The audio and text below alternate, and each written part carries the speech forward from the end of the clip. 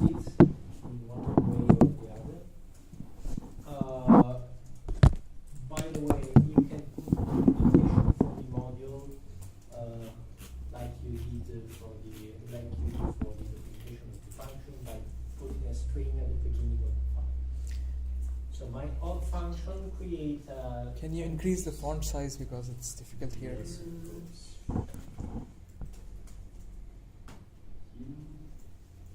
Fine. Yes.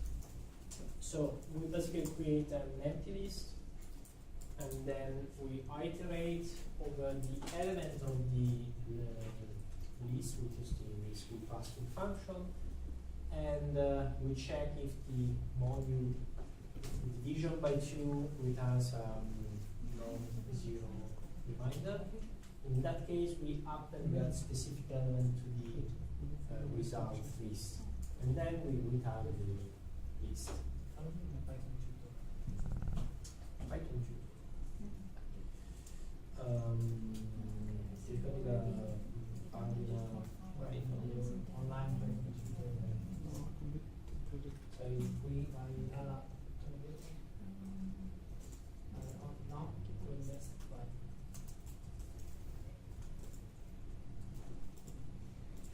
So if we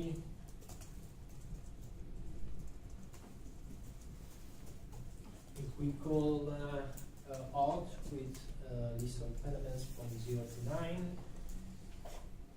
and we call this Python tutor. This is the definition of the function and calling the function. So now we are calling. We are creating empty list. So I have to increase the size of this. Result is an empty list. Then now I is equal to 0 because it's the first element of the list. I check the module, and since the module is not sorry. So now I'm checking if I is even or odd. Since I is even, the next step will skip this and we start again from here. And if you look at the variable I, after this line is executed, I is now equal to 1. In this case, I is odd, so this line is executed,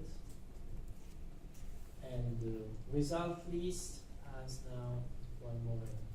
Well, the first one. And then again, I is this. Please note that we have still the pending variable I, let's say. Now I points to the number 2, but this is the same as this. You see the ID. Okay. And then I is now 3, and it's subject to the list. Then again. The size is increased until sooner or later I will reach the return statement, which is the list.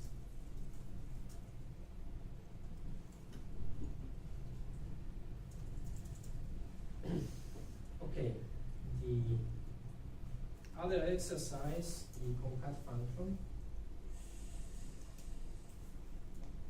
x03b.py, increase the size again.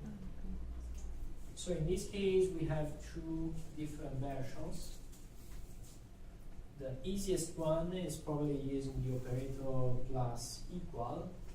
So we basically create again an empty list, and for each element of the list we pass as argument to the function, we just add, well, we extend the result list with this particular list. Now, in this case, this is equivalent to calling it's almost equivalent to going result plus L and then assigning result to result base again. It's more efficient, and when you add trees, you get this, which is the combination of the trees, exactly like as for strings, for instance. This shows actually really good in the pattern. So let's try again the Python tutorial.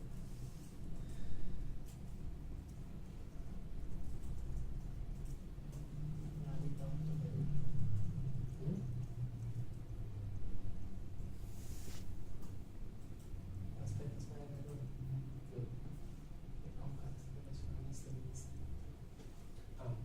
Okay.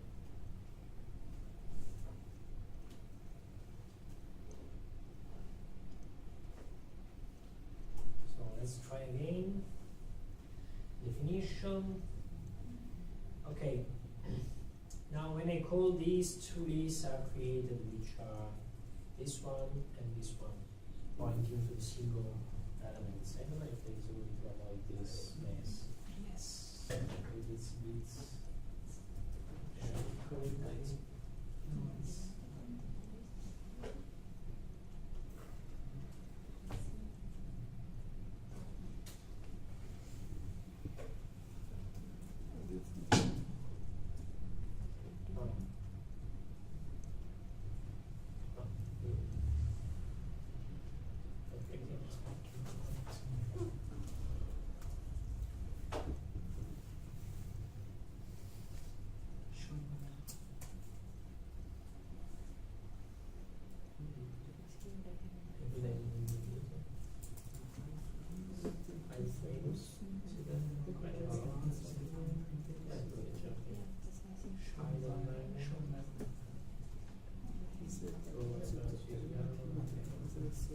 So let's try again.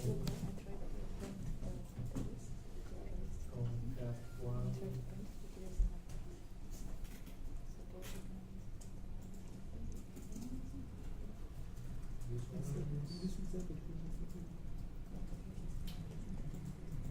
Okay. Remove the Okay. second result. Easier. So the in this case, concat is called with a list, which is this one, this the outer list containing two lists. One is 1, 2, 3, and the other one is 4, 5, 6. So I create an empty list, which is result, and then I have two. Sorry.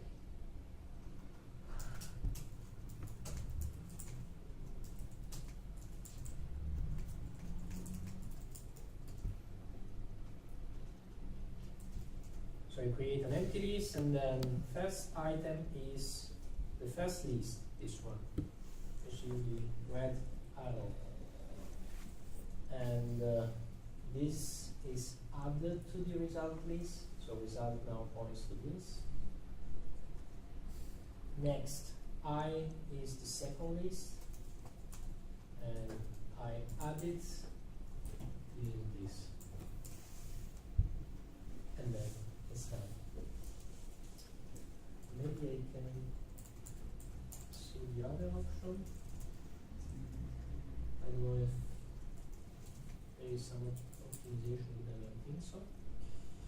So in the case where we create a list and we assign it,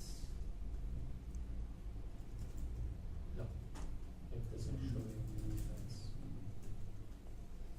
But you see that you have arrows, so that's to visualize that variables are just names for Pointers to the objects that are the real values. The objects are on the right. So the other possible solution was to iterate over the list of lists, and then iterate over the elements of that list and append those to the result list, which is a bit less efficient, but You can append an element of a list, but you cannot append the whole list to another list. No, you cannot. You can only append element. If you append a list, you will get an element which is a list. So if I,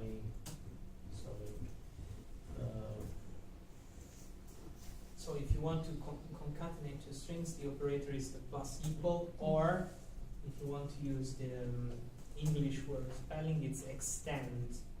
Okay. So extend will extend actually a list by concatenating another one to the right. Okay. Append always inserts an element. Since this element can be any Python object, it can also be a list. So if you append a list to a list, you just get A list. a nested list. Okay. this is the code it shows you.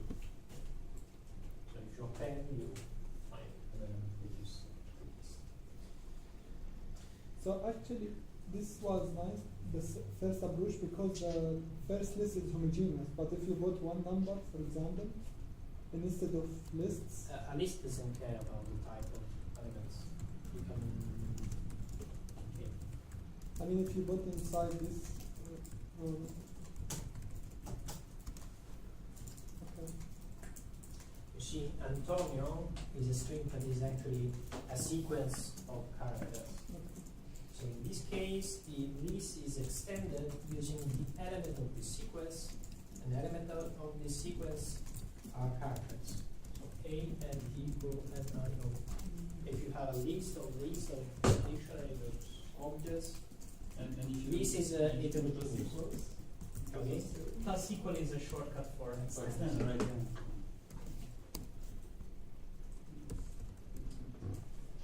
Okay. What time is it? 2:41. Shall we start with other containers, dictionaries, and sets? So Okay. we have 20 minutes until lunch. Okay. Other useful containers provided by the standard library of Python. So the stuff we are showing now is in every Python distribution. Dictionary. Dictionary is basically key value mapping. Set is and a dictionary is mutable, so you can add elements and modify elements. You have set. A set is an ordered collection of unique objects. So if you try to add twice the same element, you will get only one of those. And again, it's mutable, so you can add new elements, but you cannot. I mean, it's an order, so you can put them. Okay, you will see. A frozen set is like a set, but you cannot modify it. You can only create it, and it stays there forever. There is also a module called collections, and inside collection you will find many other containers, specific containers like the queue, named tuple, ordered it, default it as well, I guess. You will take a look and we will see what you suit best for you. The first one I want to show you is set. As I say, the set is an order in containers, which means that you can iterate over the set, but you don't know what you will get. Well, you don't know the order of the elements you will get. This can be different. It basically depends on the implementation of Python. So, you can create an empty set with this syntax. Actually, there is also another syntax, I guess, which is this. No, sorry. Come si faceva? Funziona solo in Python 2.7 solo con gli elementi di fare questa cosa. So you can create a non-empty set using this syntax. And But this works only from Python 2.7 onwards. Python 2.7 and Python 3. If you have earlier versions of Python, this syntax is not accepted. And you cannot create empty sets. so this is the easiest way. You can add the element with the add. Please know that you are not appending element, because if you append, you are assuming that there is an order from the sequence. In this case, it's not a sequence, so it's not ordered. So you can just add elements. You can add a heterogeneous element, in this case a string or integer. You can add list and other, or no, you cannot add. And if you try to add twice the same element, and then you print the set, you will find that you only have one occurrence of the one element. So you can create a set starting from a list, for instance, or a string. You can remove elements if you know the element. You can remove it from using the remove method. You can use the pop method, but unlike the pop method, at least you cannot specify the index because there is an index. So when you call set.pop, you will get an element which is removed from the set, but you cannot know upfront what element has been removed. Sets are usually used to create to remove duplicates in different containers. For instance, a list. So if you have a list, you can set the list. You get only the unique elements of the list, and you can of course create a list starting from a set using this syntax: list set. I put it here, set list. All is clear? So, what's the order? When I run this, I put the elements in a specific order. But can you guess which one will be the order in which you will find the element in the list? I mean, a list is an ordered container. A set is not. So you have to. There has to be an order in the list, which is going to be.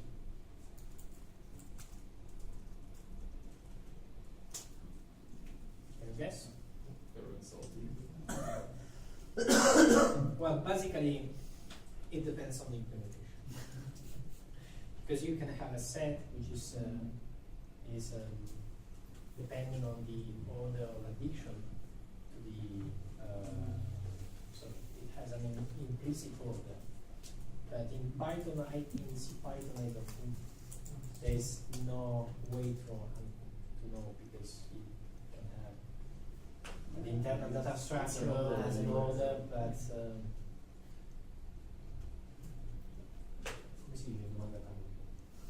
trick question. Other These orders and depends most usual way, I guess. No, because basically internally there's a hash map going on, so you need to know. Actually, there is really no way to predict it. So we have had issues with our continuous integration server. So we used to run tests, and a few tests were basically written in a way that they assumed they could pop out elements from a set in a specific order, which was the one running on my machine or whoever who wrote the test.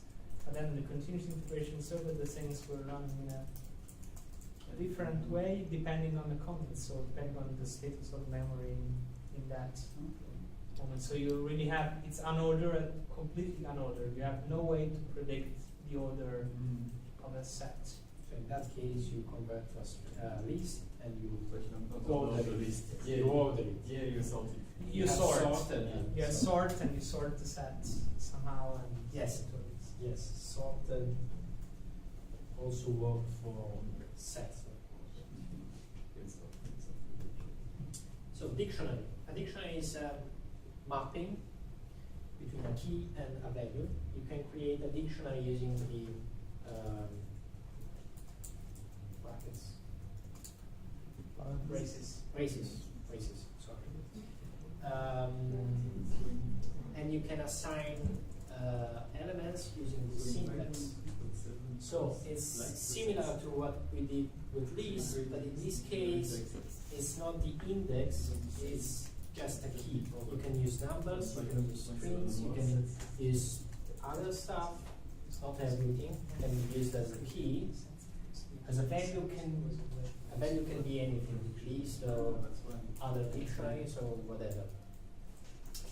So in this case, we have the key called to, which is an integer, which is different from to string. I can show you.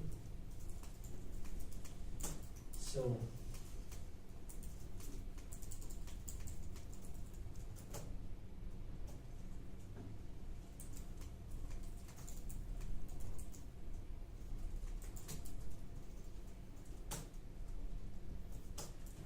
in this case, I have two keys. One is an integer, and the other one is a string representing the number 1. You can also create a dictionary. You can populate a dictionary, initialize a dictionary, and create it using the syntax: key, colon, value, comma, key, colon, value, comma, key, colon, value. So like a set, but you need to specify key and values. And you can access a single element using its key. So D, A returns the value, the corresponding value. You can also iterate over a dictionary. If you write for val in dictionary, you will get the keys of the dictionary exactly. You can be more explicit using these. Although in Python 3, I guess keys is still there. Okay, iter keys is not there anymore. Okay. So in this case, we are going to iterate over the Ricardo. we have to do this. You can iterate over the keys, but you can also iterate over the values of dictionary using this syntax, d dot values. The keys and values methods returns list of keys or list of values. Can you show the previous slide? Keys and values. Yeah, so if you put D only, if for val for key, for K or whatever in D, you iterate over the keys by default. Yes. Yeah, keys. Maybe you can show this in the Python, the online tutorial. Yeah, it's the keys, yeah. Okay, if I make two different it's the same, but online tutorial. So D.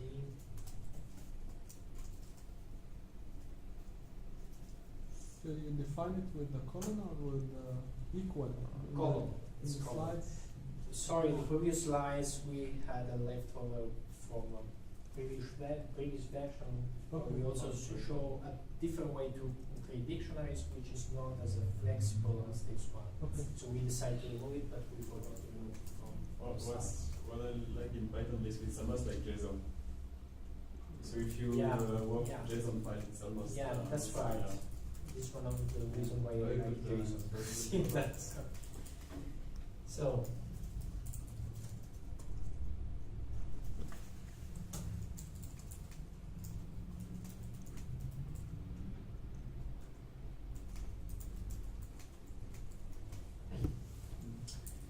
So this is the dictionary. It's mapping key value. D points to the dictionary, and when I iterate, the key variable points to A. And in the it's printing A, okay, and second iteration, D is pointing, key is pointing to B. And why didn't have it? Well,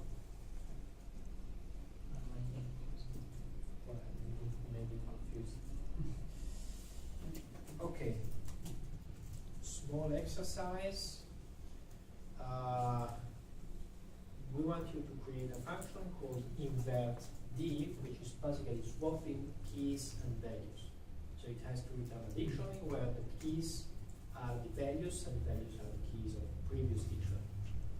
So basically, if I call invert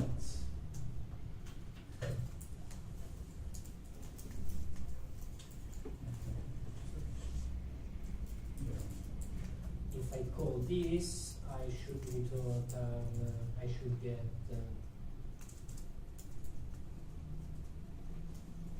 this.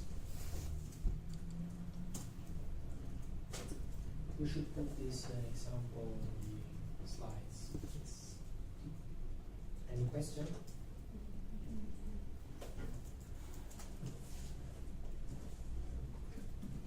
When you create your dictionary to test it, please use just strings and integers. We will explain later why. And then we're off to launch. So after this exercise. How much you want?